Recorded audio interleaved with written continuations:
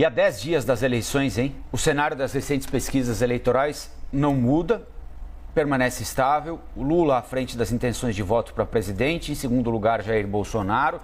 Hoje tem Datafolha para ser divulgada à noite. É claro, nós vamos trazer os números imediatamente após a divulgação na programação da CNN Brasil. E vamos conversar agora de novo com a cientista política Deise Chiocari, que mais uma vez, gentilmente, reserva um pouquinho de tempo para conversar com a gente. Tudo bem, Deise? Bom dia. Oi, bom dia. Deise, eu queria começar a nossa conversa por onde a gente terminou o Liberdade de Opinião agora. O PT diz que vai deixar o programa de governo em aberto para acolher sugestões de quem possa chegar.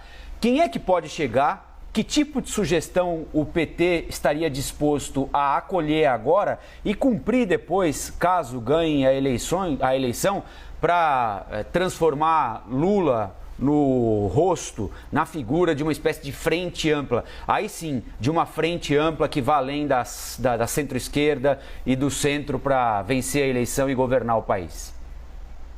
Quem pode chegar é o mercado financeiro e setores do agronegócio, né, que ele teve a fala infeliz, que repercute até hoje. Então, essa abertura do plano de governo é justamente para garantir que esses personagens se aproximem, né. O ex-presidente Lula está vivendo, de novo, numa menor escala, o que ele viveu em 2002, né, quando ele era taxado de sapo barbudo, de invasor de terras. O mercado via ele com muita desconfiança, então ele teve que mudar toda a postura dele, né? Ser o Lula paz e amor para conseguir ganhar credibilidade, trazer o José de Alencar para a campanha.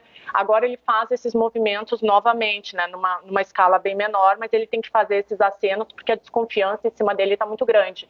Muito por causa dessa polarização, porque a gente está vivendo um momento de violência política, tanto simbólica quanto factual. Então, ele tem que fazer esses acenos mais amplos, né? Isso também é responsabilidade desses 4 anos que a gente tem vivido, que exige uma postura mais amena dos candidatos, né? Então, o aceno é para o mercado e para o agro. Ô, Deise, muito bom dia. Stephanie falando aqui contigo agora. Já está aqui na nossa tarja, ó, pesquisa Datafolha, que está sendo compilada nesse momento, né? Os pesquisadores provavelmente ainda estão na rua. Vai ser compilada hoje para ser divulgada no fim do dia. Vai trazer a maior amostragem já do Instituto. Estamos aí há 10 dias, né?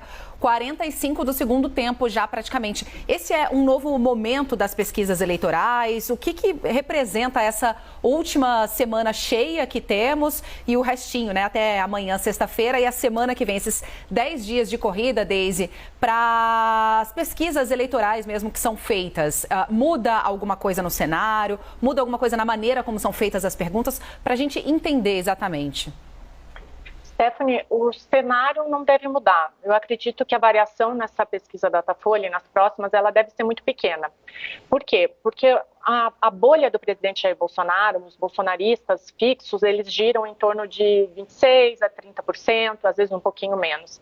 Ele já estourou esse patamar, ou seja, até aqueles que estão dispostos a votar nele, que são anti-esquerda ou não simpatizam com nenhum outro candidato, já são votos computados, né?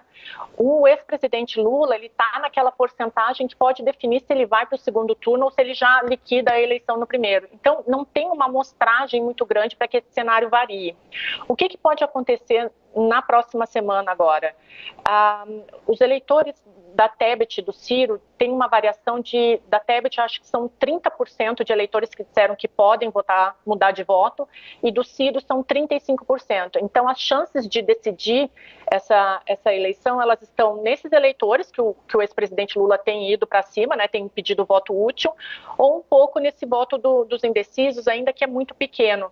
Então, a amostragem não deve mudar e é essa última semana ainda que ela deve definir como que vai ocorrer a eleição, em cima das estratégias de campanha, se eles vão conseguir mudar esses votos do Ciro e da Tebet e dos indecisos. Mas é uma porcentagem muito pequena, né, de números, assim, porque, de novo, 79% já decidiram quem vão votar. E as últimas análises indicam também que dos eleitores do Bolsonaro e do Lula, 83% afirmam que não vão mudar de voto.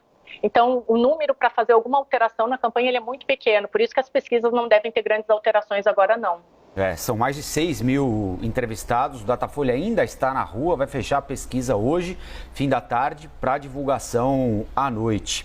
Deise, as campanhas têm falado em voto útil e em voto envergonhado, né? O ex-presidente Lula fala no voto útil, a campanha dele fala no voto útil para liquidar a fatura no primeiro turno, e a campanha do presidente Bolsonaro entende que ele está melhor do que os institutos de pesquisa mostram por causa desse tal voto envergonhado, em que as pessoas, por alguma razão, estariam se sentindo constrangidas a falar que vão votar nele.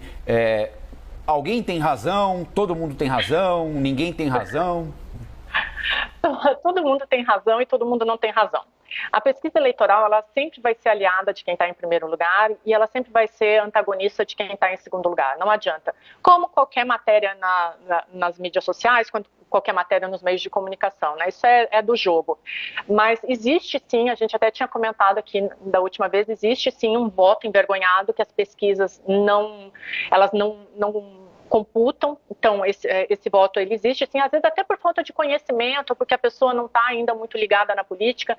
A gente tem que lembrar que esse não é um assunto que frequentemente chama o eleitor para conversa, né? A política tem áreas de afastar o eleitor, então existe o voto envergonhado, existe aquele que vai votar em branco, vai votar em nulo, e isso as pesquisas não pegam, né? Então nesse momento está todo mundo certo e todo mundo errado. O ponto é que a pesquisa eleitoral ela é só mais um pontinho da campanha, né? A gente viu agora o que está acontecendo na Bahia.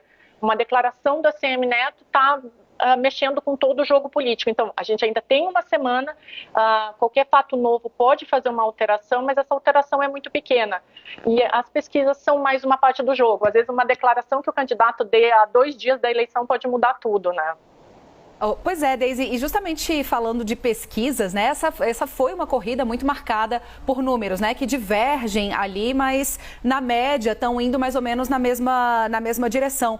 Faltando agora 10 dias, chega a ser um termômetro um pouco mais fiel, apesar de tudo isso que você disse, né, da cristalização, dos poucos eleitores que ainda estão indecisos. É um termômetro um pouco mais fiel. Eu queria te ouvir também sobre esse clima de polarização. Ontem a gente teve um dos pesquisadores do Datafolha, né, agredido no interior de São Paulo, um clima terrível. E do que a gente pode esperar de termômetro mesmo, falando de pesquisa nesse sentido de termômetro, com esse clima de violência, de receio, agora nessa retinha final, Deise?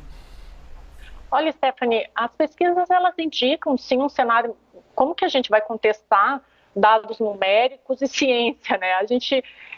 Eu acho que nos últimos tempos a gente tem entrado no embalo de uma narrativa subjetiva onde a gente pode contestar tudo, inclusive número e ciência, as coisas que a gente nunca contestou. Mas é claro que as pesquisas elas dão um indicativo do que está acontecendo, sim.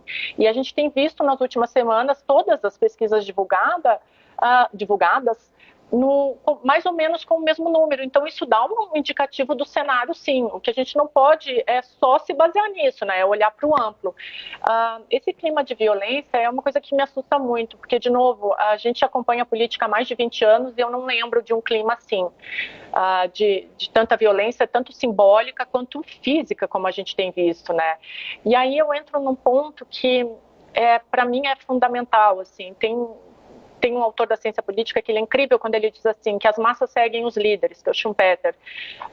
Se os principais líderes de pesquisa continuarem, e aí entram todos os outros também, eu vi os meninos fazendo análise, o Ciro fala o que quer, entra o Ciro, entra todos eles, mas se eles continuarem estimulando essa violência, chamando um de, comparando com grupos supremacistas, o outro de ladrão, de gangster, essa violência ela acaba repercutindo nas pessoas, não tem como. Porque é o que a gente falou, assim, acaba institucionalizando um comportamento que é tóxico e que não é normal. Mas se os líderes reproduzem isso, a gente entende como normal. Então, enquanto não partir da parte superior de Lula, Bolsonaro, Ciro, as pessoas não vão mudar. Essa violência a gente vai ver, inclusive, no dia da votação. Então, é preciso que eles amenizem o discurso para que as pessoas entendam que isso não é normal. Violência não é normal, nunca foi.